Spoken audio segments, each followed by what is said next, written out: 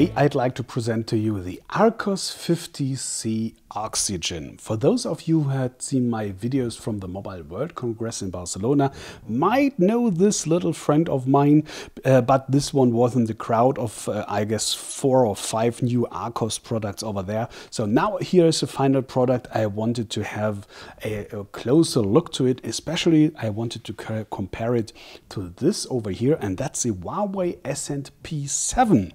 Both have a 5-inch display and both are very flat, as you can see over here. All right, this is 6.9 millimeters on the Huawei and 7.5 millimeters over here on the Archos. That doesn't make much difference, but both have kind of the same, let's say, design language with that curved edge down here on the ground, and this is something you might know from Huawei, and that's you see not very often. So it's I was wondering that now Archos is doing that curved down edge over here too, so they're really looking very similar. And I wanted to show you what are the difference, especially because the price is very different. On the Archos, we are talking about a price from the retail price, 199 euros without any contract. It's now coming to market, so I do not have any street prices. And the P7 is 419 euros, at least here in Germany, and street prices, or at least in the web, I saw it for 330. So it's a difference, of course, but both have their advantages. At first, you will see that we do not have those on-screen buttons here on the Archos. So the icons for home and back and options and whatever are below the screen, and you see the difference. Let's say we're opening Chrome over here, so here you see that you lose some space for your net content, for what you want to show and to see, and this is a 5-inch you have totally for your content. That's a difference. And I know a lot of gamers who say I do not buy things like these because of those on-screen buttons, because okay, the apps have to be programmed by the developers correctly, but it's a problem still there because a lot of developers didn't already. So this might be of advantage for, let's say, some people at least, because they do not like these on-screen buttons. On the other hand, of course, you do not have the display resolution.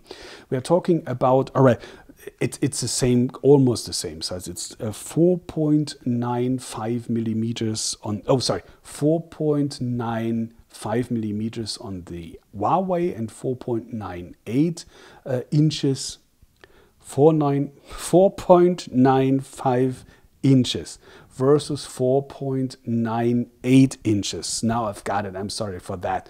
Or if we're talking in millimeters, it's both almost the same. So it's on the Huawei, it's 125.8 millimeters versus 126.4 millimeters. So don't matter that. I mentioned the resolution, and that's a difference, because on the Huawei it's full HD, meaning 1080 by 1920 pixels, and here on the Archos is just 720 by 1280. So it's a totally different pixel density. So in PPI it's on the Archos 295 and 445 on the Huawei. But let me show you what that means in reality here in the gallery.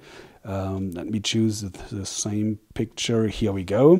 And now you can see by yourself. By the way, this video is shot in full HD. So please do view in full HD if you can. And please remind that unfortunately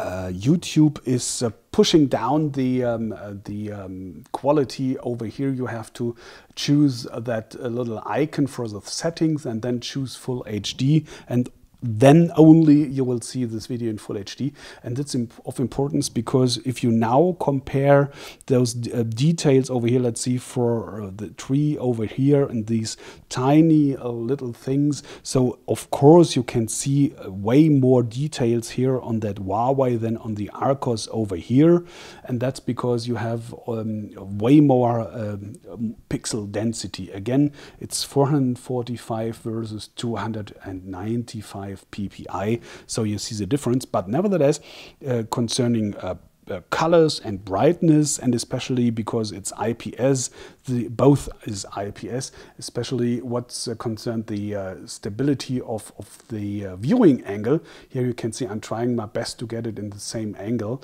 It's very stable on both, so it's you really can talk about a high quality display on the Archos 2, even if it's just a 720p resolution of pixel density. But I guess the target audience or target group for this device is not gamers and not multimedia fans.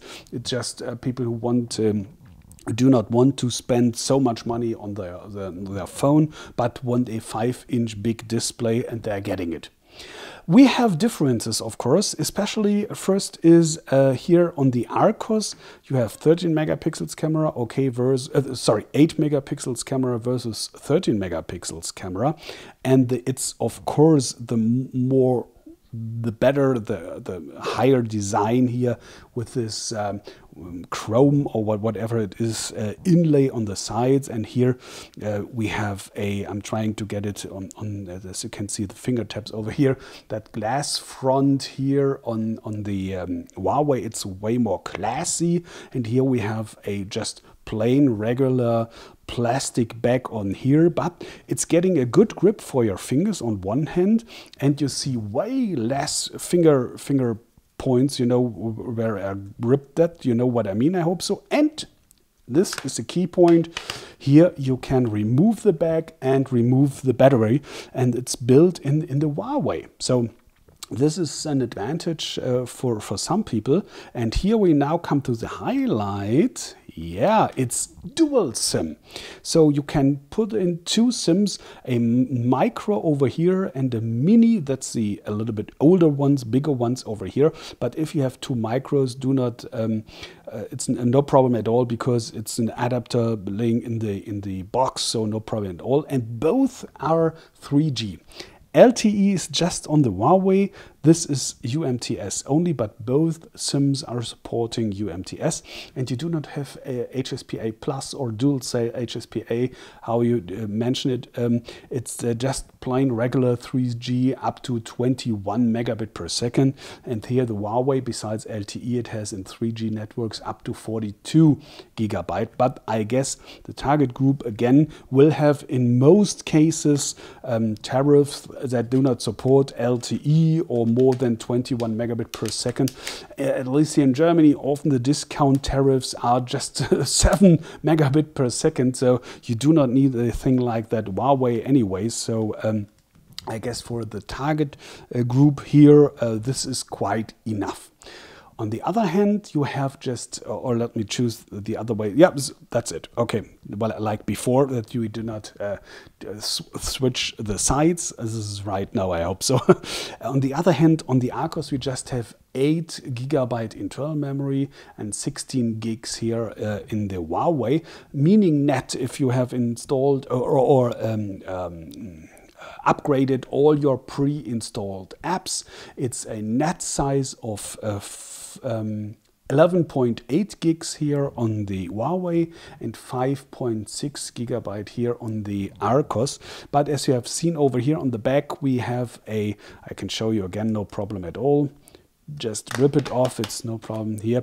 That SD card slot. All right, the SD card slot is on the Huawei 2. We have here 1 SIM and SD card slot. Even if it's set just up to 32 gigabyte, 64 is running, at least with my SanDisk 64 gigs was no problem. Also, both have SD cards up to 64 gigabyte support. And of course, you can push your apps to the SD card, at least those apps who are allowed to, because there are some apps that are very close to the system you can't push to the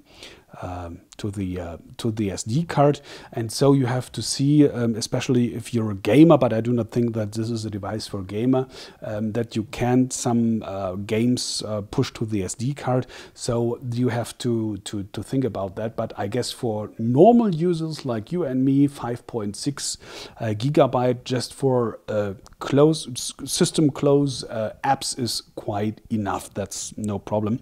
And in the back ways, you're becoming that native or vanilla Android, as you can see here. So it's no changes done of the just plain and regular Android. And as you can see here on the Huawei, it's a totally different UI that's called Emotion UI. Of course, you can have different app launchers or whatever you want to, but it's a different way of usage, of course. So this is kind of a Nexus phone, and this is the typical Huawei phone. That's one of the difference. On the other hand, we're talking about octa-core, 8 cores. It's a MediaTek MTech 6592, and Archos is saying, okay, that's true a octa-core, meaning it's not two quad cores combined. On the most of those octa-core phones you see today, you have a combination of 4 cores with, let's say, a Cortex ARM 15 and 4 cores with the Cortex ARM 7 or something. These are the for higher tasks and of power, if you need power, and the other 4 are to save energy. But on the other hand, we're talking here of Cortex ARM 7, Cortex A7 cores, meaning these are exactly the cores that used for power saving mode on the non-true octa cores. So it's not a high power core. That's I wanted to tell in simple words.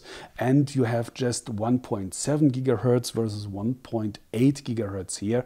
So quad core, octa core, but 2 gigabyte of RAM, 1 gigabyte of RAM, and just only ARM 7 Cortex A7 architecture of the 8 cores. So I'm not quite sure if it's in the benchmarks way better than the Huawei. I guess this will be no big difference. So just make sure that your buying decision is not grounded on this thing nevertheless. It's just the same with Android. Of course, we have Android 4.4.2 here on the Huawei and only 4.2.2 here on the Archos. The problem is that MediaTek, as you remind, this is the manufacturer of the CPU, MediaTek isn't delivering, as far as I have heard, drivers for newer versions of Android. I've heard that this is a problem because this normally Android, vanilla Android, native Android should be no problem to get updates. But if you do not get drivers for the CPU, that's a big problem over here. But on the other hand, I'm always asking, what can you do with the device with 4.4? What you can't do with the device with Android 4.2. You can use all your apps and whatever you want to do, make it just the same way. And then comes the argument of, yeah, security, blah, blah, blah. But when you're asked, okay, if you want to security, do you have installed a security app on your phone? Then almost always comes the answer, no, I haven't. Why should I? So people, do not talk about this 4.2 or 4.4 and security reasons for your buying decision if you do not have a security suite, all right? So this is the first step, and then you can talk about the, of course, a newer OS has always advantages. I know that, it's okay. Newer is in most cases, it's better. I see that, I know that, yes, but it's a little step between 4.2 and 4.4. I wanted to just say just this. And if you do not have a security suite, so do not think about that, all right? Okay, again, the main advantages, I guess, I hope at least I have shown to you. This is, of course, the dual SIM over here and the LTE, especially on the Huawei. The other things, let's say, okay, that here we have NFC. Who needs the hell NFC? Archos doesn't have, but on the other hand, you will have Wi-Fi N with 5 gigahertz.